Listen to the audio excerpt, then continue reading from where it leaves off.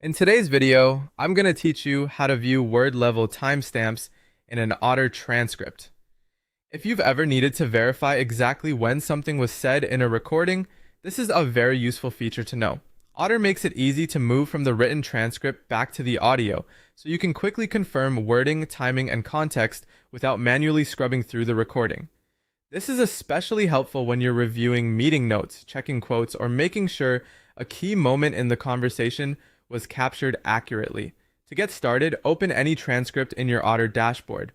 Once the transcript is on screen, take a moment to make sure you're in the main transcript view where the text is fully visible. This is the area where you can read through the conversation and interact directly with the transcript content. Next, move your cursor over the sentence or paragraph where you want to view or verify timing. Hovering over that section helps you focus on the exact part of the transcript you want to inspect. If you're trying to confirm a specific statement, it can help to slowly scan the surrounding text first so you click on the correct word. This is useful because even a small difference in wording can point to a different moment in the recording. When you're ready, click on any word in the text. Otter will show you the specific timestamp for that word and begin playing back the audio from that exact second. This allows you to hear the original spoken context immediately, which can save a lot of time compared to searching through the full recording manually.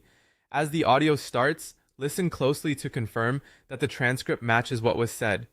If needed, you can repeat this by clicking on other words nearby to check earlier or later points in the same sentence. This is a simple way to verify timing at a very precise level, especially when you're reviewing detailed conversations or looking for an exact quote. That's all there is to it. Open the transcript, hover over the section you want to review, and click a word to jump directly to its timestamp in the audio. Once you get used to it, this becomes one of the fastest ways to validate transcript accuracy and navigate long recordings more efficiently.